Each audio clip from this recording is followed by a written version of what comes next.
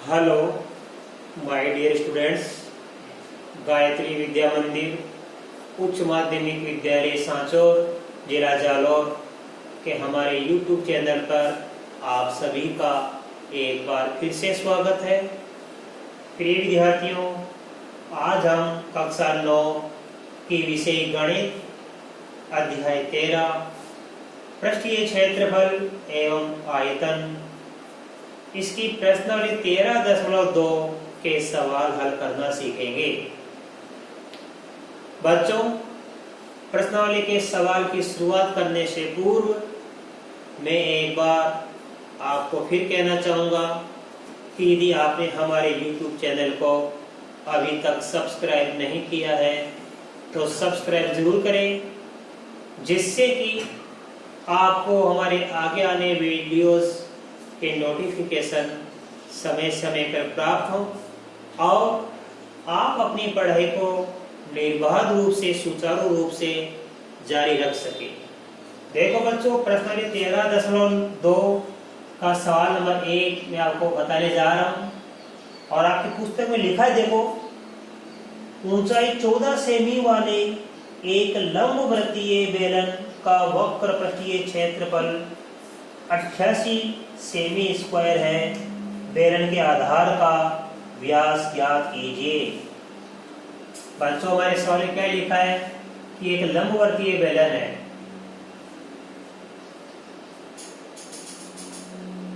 ध्यान देना,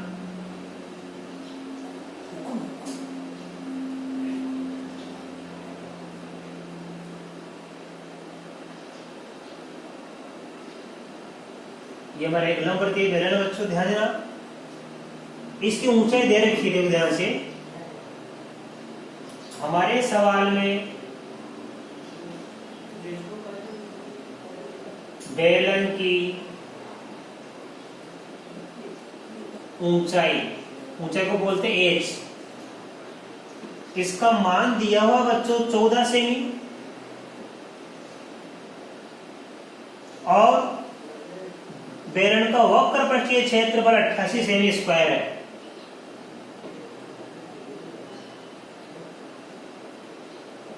बेलन का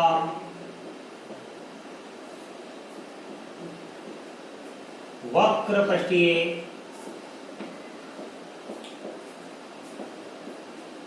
क्षेत्रफल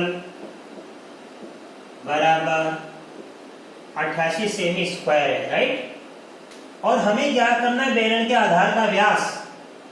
बेलन के आधार का व्यास तो सबसे हम त्रिज्या क्या करेंगे, कोई दिक्कत नहीं है तो लिखेंगे। देखो ध्यान से,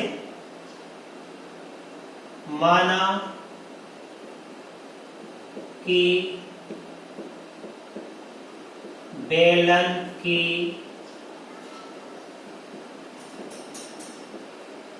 त्रिज्या बराबर क्या मान लेंगे अपन, आर। तो बेलन की ऊंचाई ये एच, इसका मान देखो बच्चों दिया हुआ है हमारे पास में, यहां से लेके यहां तक एच बराबर 14 सेमी और यहां से लेके त्रिज्या, यहां से लेके त्रिज्या क्या मान लिया अपन ने, आर मान ली, ठीक है। और हमें इस बेलन का वक्र पृष्ठीय क्षेत्र दे रखा है, यहां से लेके इसका पृष्ठीय क्षेत्रफल दे रखा है 88 सेमी स्क्वायर।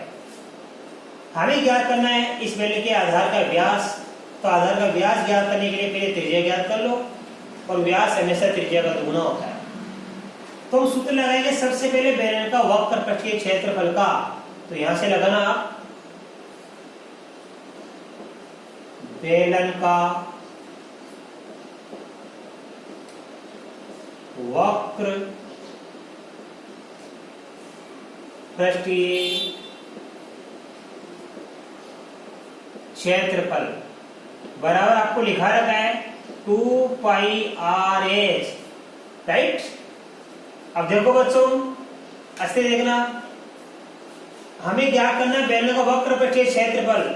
तो पहले हम आर का मान ज्ञात कर सकते हैं, बाद में आर को 2 से गुणा करके हम आधार का व्यास ज्ञात कर सकते हैं।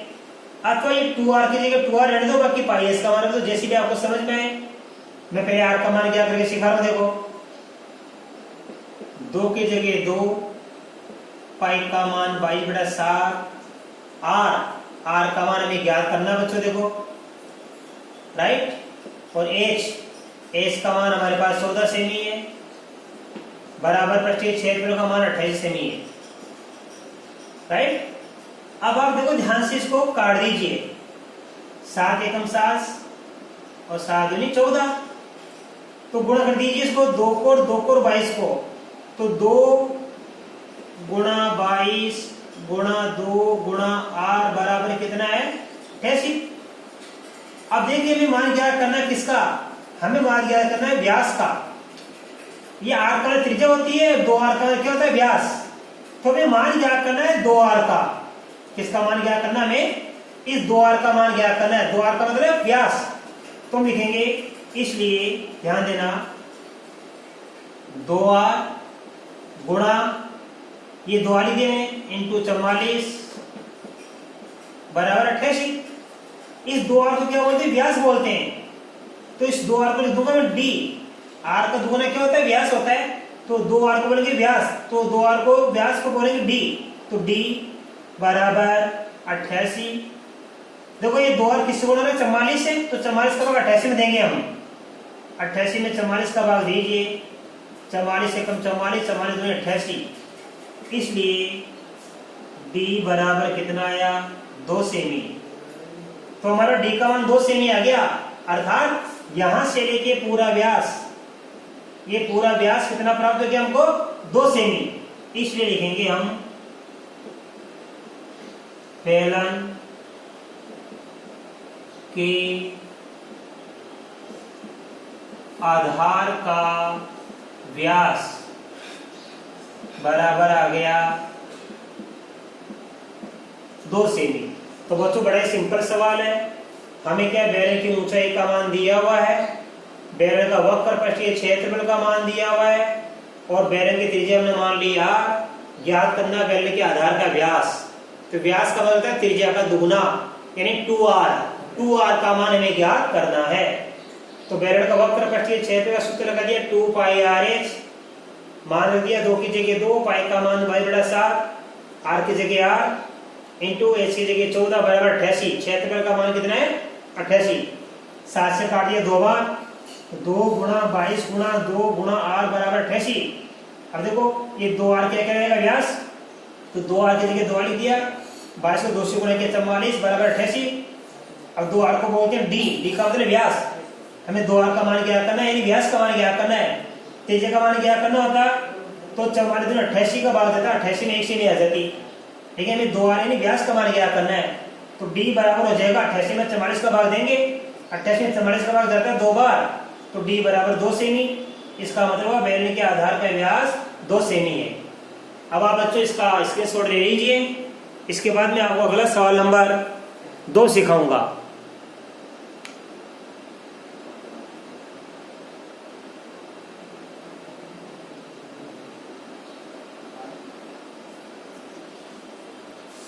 अब देखिए बच्चों क्वेश्चन नंबर 2, सवाल नंबर हम देखो 2 सीखेंगे। आपकी पुस्तक में लिखा है धातु की एक चादर से 1 मीटर ऊंची और 140 सेमी व्यास के आधार वाली एक बंद बेलनाकार टंकी बनाई जानी है। इस कार्य के लिए कितने वर्ग मीटर चादर की आवश्यकता होगी। धातु कोई भी हो सकती है, लोह की हो सकती है, ऐसा समझ में, पीतल की हो सकती है, किसी भी धातु हो सकती है। इस प्रकार की एक बेलनाकार टंकी है बच्चों, है समझ में, जिसकी ऊंचाई कितनी रखी देखो ध्यान से, हम लिखेंगे पहले जो मान दे रखा है। बेलनाकार टंकी की ऊंचाई को बोलते हैं h, बराबर क्या दिया हुआ है 1 मीटर। और बेलनाकार जो हमारी ये धातु की जो टंकी है इसका व्यास दिया हुआ है, ऐसा समझ में, लिखेंगे बेलनाकार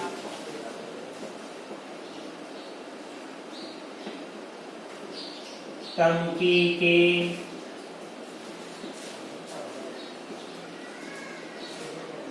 आधार का व्यास बराबर 140 सेमी दिया हुआ बच्चों, राइट। ये हमारे देखो बेलनाकार टंकी की ऊंचाई क्या दे रखी है 1 मीटर, और ये जो आधार है ना तल, इस टंकी आधार का तल होता है, इसका तल, इसका व्यास कितना दिया है 140 सेमी। तो ये यहाँ से लेके देखो ये आधी जो त्रिज्या होती है यहाँ से लेके यहाँ तक, और व्यास दिया हुआ 140 सेमी। डी बराबर कितना है 140 सेमी, यानी यहाँ से लेके यहाँ तक ये व्यास कितना है 140 सेमी, और त्रिज्या व्यास की आधी होती है। तो आप हमेशा से व्यास का मान दिया तो त्रिज्या का मान ज्ञात कर लिया करो। इसलिए बेलनाकार टंकी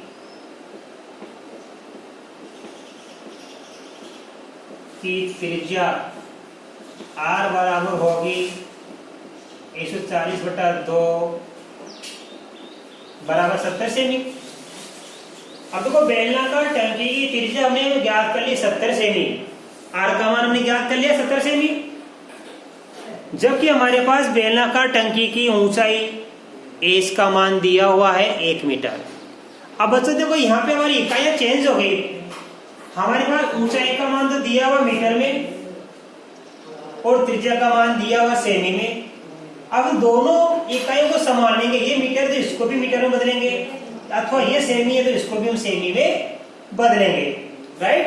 हमको क्या करना बच्चों, दोनों इकाइयों को समान लेकर चलना है, या तो मीटर में लेके चलना सभी माप, या सभी माप हमको सेमी में लेके चलना है। अब देखो ये मीटर में दे रखी है ऊंचाई और त्रिज्या हमारे सेमी में, इस सेमी को मीटर बदल दूंगा मैं, R बराबर, क्योंकि हम जानते हैं 100 सेमी का 1 मीटर होता है, तो जितने भी सेमी की संख्या है उस सेमी को मीटर में बदलने के लिए हम 100 का भाग दे देंगे। हमारे पास 70 सेमी है, तो जितने भी सेमी है 70 में आप 100 का भाग लगा दो, राइट। तो देखो ये बन जाएगा मीटर, क्या बन जाएगा ये मीटर, शून्य से शून्य कट गया, 7 में 10 का भाग देंगे तो 0.7 मीटर। तो 70 सेमी का कितना मीटर बनता है बच्चों, 0.7 मीटर बनता है। अब हमारे पास देखो R का मान कितना प्राप्त हो गया 0.7 मीटर, एस का मान कितना है 1 मीटर। अब हमें क्या क्या करनी है, इस टंकी को बनाने में जो धातु लगेगी, आए समझे, उस धातु की चादर का क्षेत्रफल, यानी कितना चादर का क्षेत्रफल होगा, कितनी चादर से ये टंकी बनेगी, वो हमें ज्ञात करना है। तो देखो इस टंकी का कुल पृष्ठीय क्षेत्र हमको ज्ञात करना है। टंकी बनाने के लिए ये हमको वर्ताकार नहीं साधा, ये तल बनाना पड़ेगा, ये ऊपरी हिस्सा बनाना पड़ेगा, ये बीच का हिस्सा भी बनाना पड़ेगा। तो टंकी का अपन को क्या ज्ञात करना है, कुल पृष्ठीय क्षेत्रफल। तो लिखेंगे देखो, इसलिए धातु की चादर का कुल क्षेत्रफल, धातु की चादर का कुल क्षेत्रफल, धातु की चादर का कुल क्षेत्रफल कैसे ज्ञात करेंगे, बराबर बेलनाकार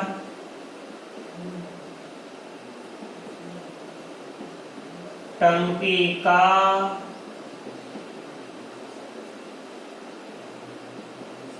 कुल पृष्ठीय क्षेत्रफल का सूत्र लगा के। ध्यान देना, टंकी किस आकार की है, बेलनाकार है, ठीक है। और इस टंकी को बना रहे हैं धातु की चादर से, तो कितनी चादर से ये टंकी बनेगी, उस चादर का क्षेत्रफल हमको ज्ञात करना है। कैसे क्या करेंगे, धातु की चादर का कुल क्षेत्रफल बराबर बेलनाकार टंकी का कुल पृष्ठीय क्षेत्रफल। तो देखो लिखेंगे हम यहाँ पे, बेलनाकार टंकी का कुल पृष्ठीय क्षेत्र ज्ञात करने का सूत्र हमने आपको लिखाया था, 2 पाई r कोष्ठक में r प्लस h, ये इसका सूत्र होता है। बेलनाकार टंकी का, चूंकि टंकी कैसी है बच्चों, बंद बेलनाकार है, यानी दोनों तरफ से बंद हो सकती है।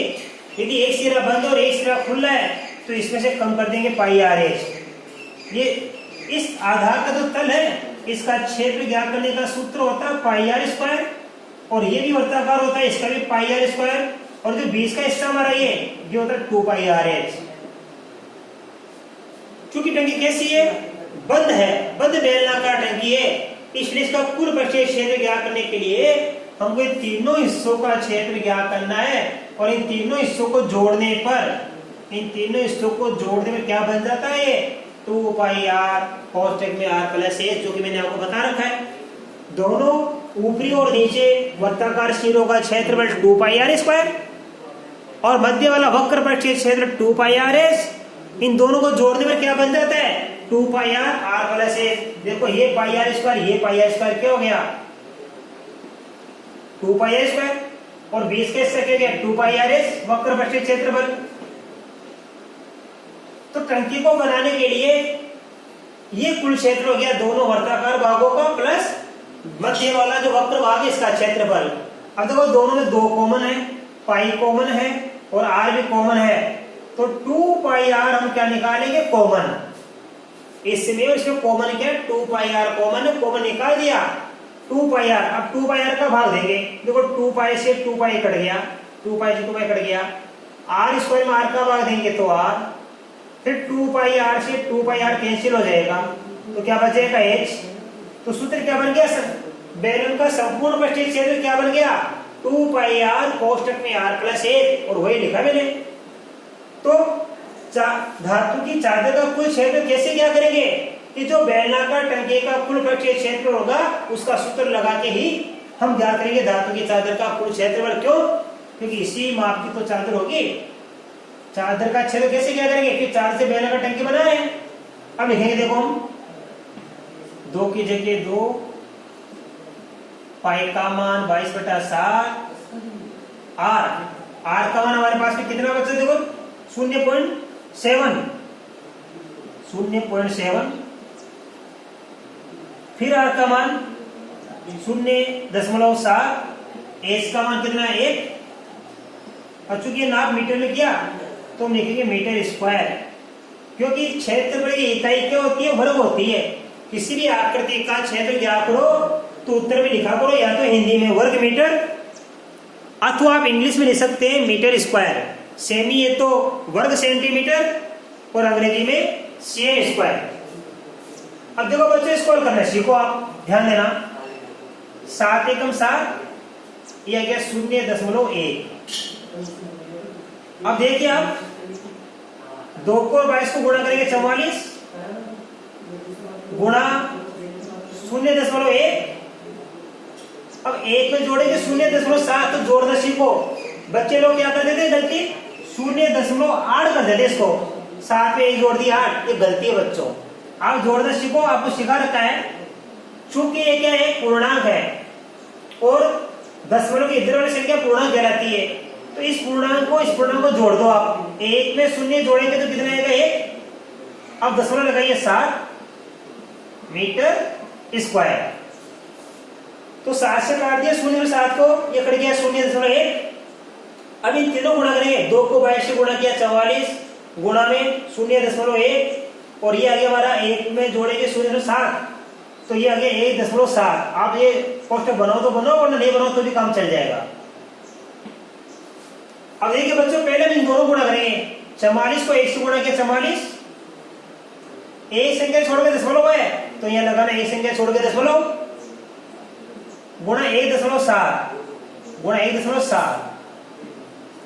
अब बच्चों 4.4 का गुणा करेंगे 1.7 से। किससे करेंगे, 4.4 का गुणा करेंगे 1.7 से। तो गुणा करना सीखो, देखो 4.4 का गुणा करेंगे 1.7 से। 7 का बड़ा 4 बोलेंगे, 7 चौके 28 के 8, हासिल के 2 होते, 7 चौके 28 2 जोड़ेंगे 30, फिर 1 को 4 से गुणा करने पर 4 आता है, 1 को 4 से गुणा करने पर 4 आता है। अब हम इनको जोड़ देंगे, 8 का 8, 0 में 4 जोड़ने पर 4, 3 में 4 जोड़ने पर 7।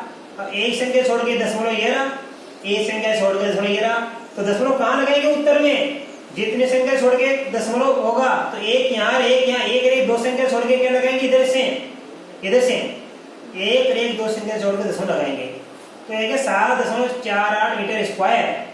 तो ये लिखेंगे हम 7.48 मीटर स्क्वायर, ये आंसर आ गया।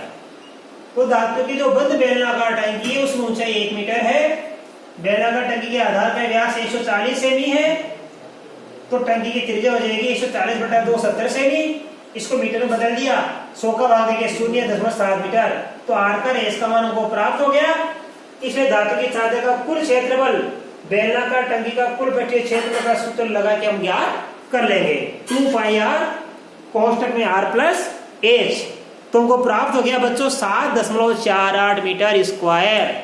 तो मैं आशा कर सकता हूं आज बताए गए दोनों सवाल आपको अच्छी तरह समझ में आए होंगे। इसके बाद आगे के सवाल हम आपको कल के वीडियो में सिखाएंगे। धन्यवाद।